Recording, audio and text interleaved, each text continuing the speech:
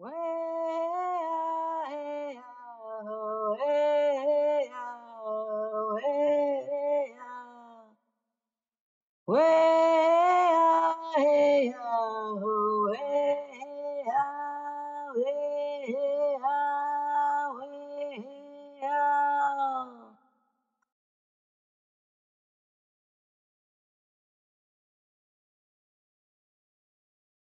we represent women and families in the governance of NANS. We have a seat at the chiefs table at every chiefs assembly.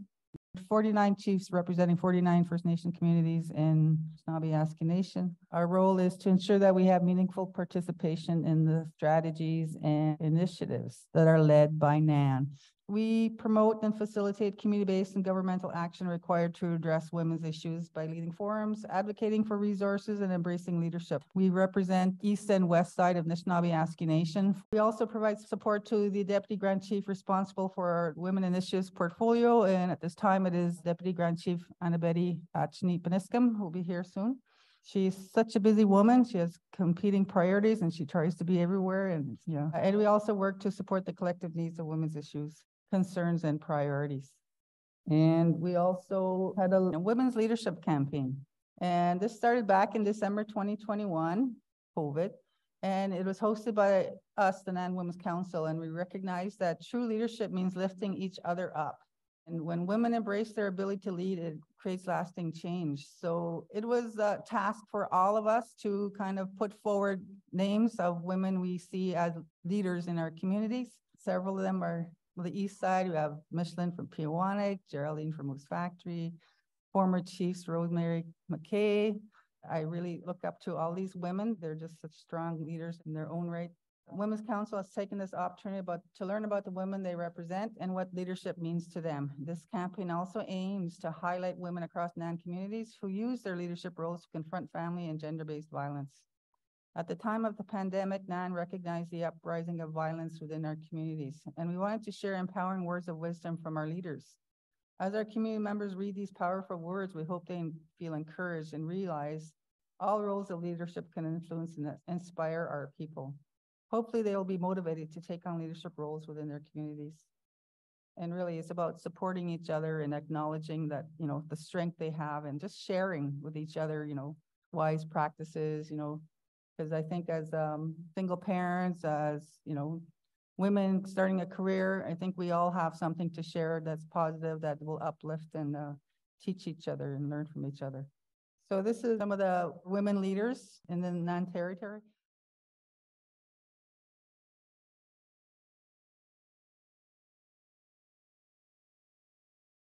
At the Anishinaabe Nation, our Quaywalk Advisory Council supports the restoration of Anishinaabe Nation governance and jurisdiction through advocacy and coordination. They advise, represent, encourage, and offer strength in building safe and healthy families and communities. They represent the women's voice and issues at the leadership level and advocate on their behalf. They are the collective voice of the Anishinaabe Nation Quaywalk to the overall development and implementation of the nation building and the Anishinaabe Nation's strategic plan for political action. So these are our members. We have one representing each of our 4 regions.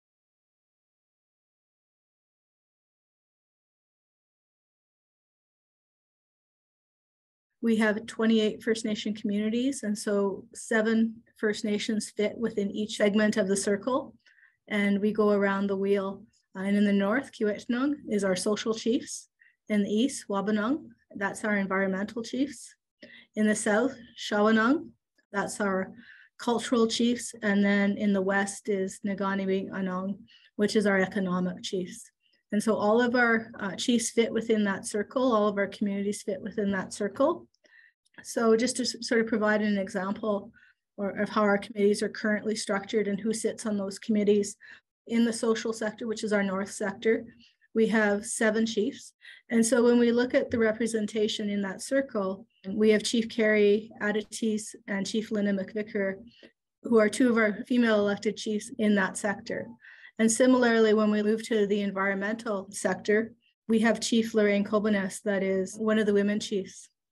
And when we move to the south, which is our cultural chiefs, In this particular, we have Chief Lynn Indian and Chief Andrea Camp, who are our female leaders that sit within that cultural chiefs committee. And then as we head to the west, we have our economic chiefs. And so in this particular sector, we have 3 female chiefs that act as providing that economic voice to the nation and supporting those various initiatives that come forward. We had about 150 women gather in Winnipeg for our women's empowerment gathering. In the picture are 2 of our elders, Catherine Fobister from Grassy Narrows and Ida Skeed from Wishishkinigam. It was one of the first opportunities that we had since the onset of COVID that we were able to bring the grassroots community women together to talk about things, to have discussion opportunities, to have workshops, to have guest speakers, and really just to visit. And I think that that was the really big takeaway, is how much we need to be able to come together so that we can learn from one another, to laugh and be able to have those hard discussions as well, but have it in a safe environment.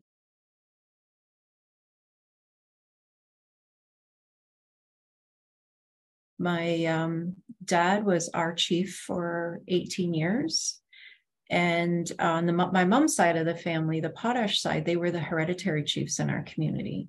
So you kind of go with that thought of that, you know, your path sort of set out for you. I was learning from my dad, even though, you know, from a young time. And I also believe it's in my blood.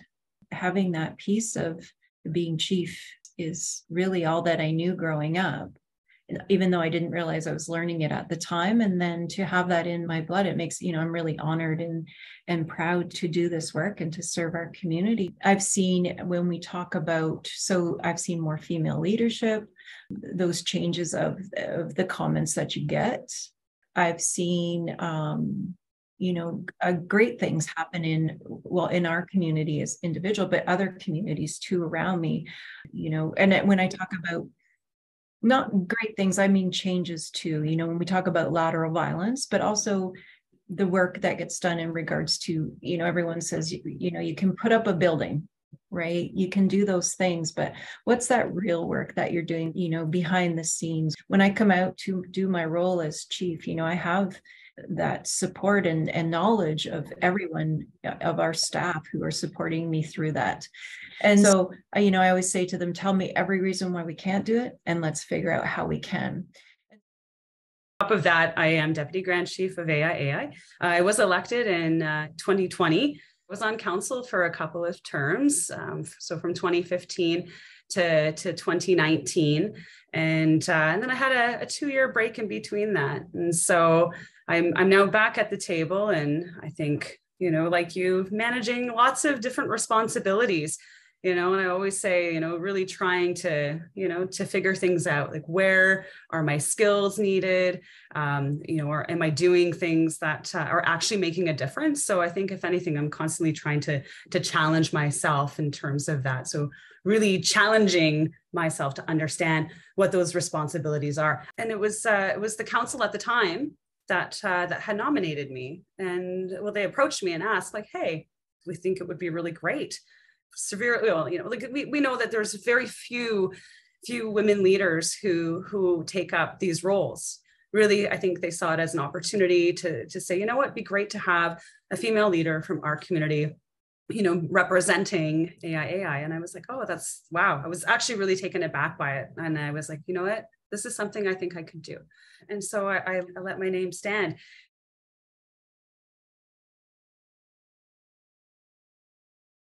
My name is Lyndia Jones. I'm from Shawanaga First Nation. I work for the Independent First Nations. I'm the Director of Health. I've been with the Independent First Nations for 25 years. So obviously I love my job. It's not about the money. It's about the work that I do with the people in the communities that I get to meet. So I just want to talk about some of our IFN priorities. And these are still priorities that we've been working on for many years. As you know, ending violence against Indigenous women is one of our priorities. Murdered and missing Indigenous women and girls. Human trafficking is another one. Child welfare, mental health and addictions, our youth, and systemic racism. These are the things that the Independent First Nations are always working on and striving to make better for our future, for our communities, for our children, and our generations that still yet to come. And so the next is we're going to show the video that we had created. Sky Woman's womb life nurtured, no more missing, no more murdered. Give birth to seeds, water them with hope, Creator's instructions and love notes, held hands or shields, hugging with consent, ancestors or shelters, every pole a prayer spent. Inherit your spirit, you are not alone. The framework, your body, your own heart, the home. Love, holding it all together.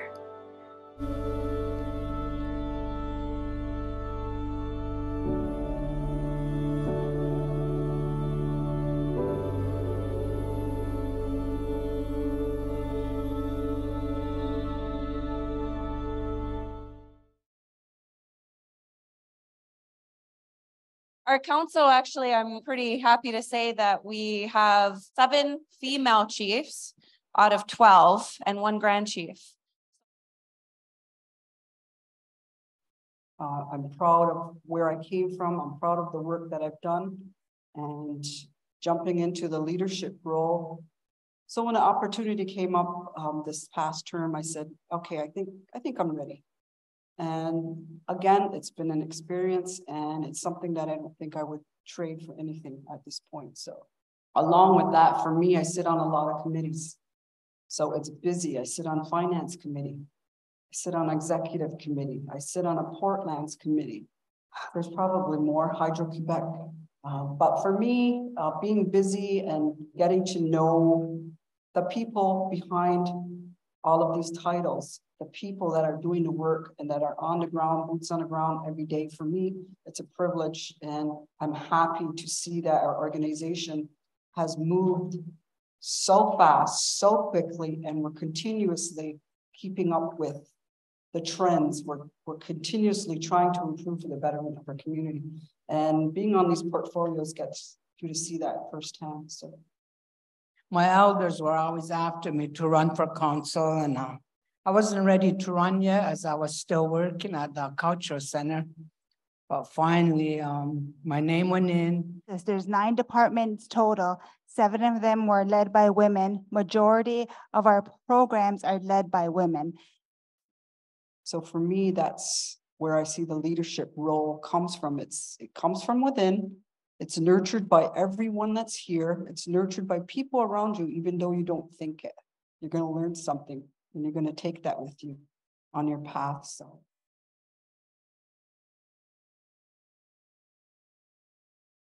So I am now the grandmother for Cayuga Nation Turtle Clan. The resilience that traditional reclamation or healing, there's so many words that go with it because there had to be a lot of healing to step into that role. And since then, I've evolved in many, many ways. I really hold that title dear in my heart. It's very important to me. It's a lot of work, but it's one of my greatest strengths is to be able to call on my team at my longhouse, all the faith keepers, the chiefs there, the clan mothers are very supportive. So they help me with the work that, it's a team effort. It's not single-handed. And that's what's important as part of that leadership role is remembering you're not the one to do it all. Everyone has a role and responsibility to that leadership. We might have a little bit different roles to those accomplishments, but we are all a leader. We share that responsibility.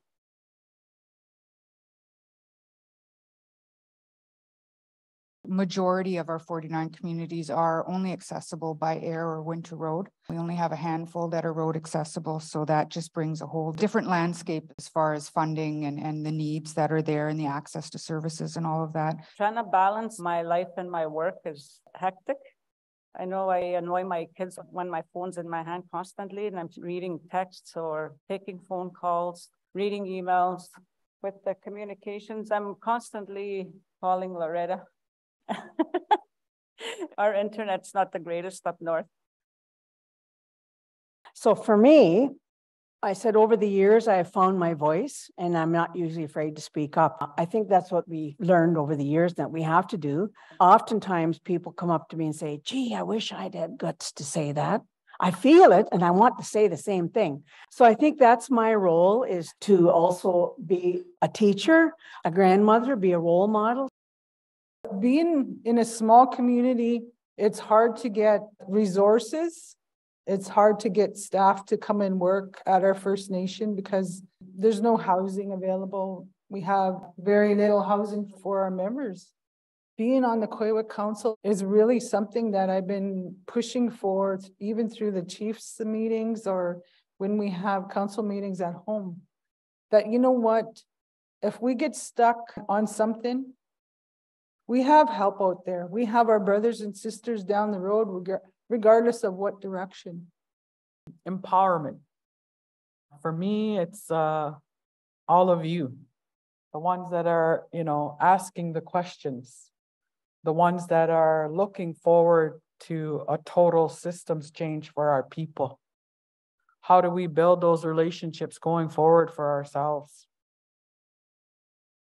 So we have strong women in leadership positions at the Grand Council. We have a number of female chiefs that fit within those 4 directional models. And so we have a women's voice in each of those directional chief committees. So I think that's really important, is that, we have a shared women's voice across the sector within the nation. And, we're well represented by our constituent councils who are traditionally selected.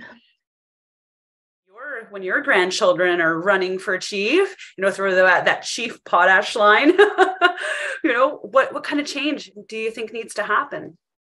What I just said previously, like a legislation, all those changes where our kids, aren't having to deal with child welfare issues. They're having to deal with housing and needing clean water and, just again, those issues that just don't seem to get properly dealt with and properly funded. That's where we need to see real substantive change, is those healthy communities. My piece of advice would be to, now that you have a seat at the table, speak up, use your voice, let your voice be heard, speak confidently, regardless of the situation or who is in the room.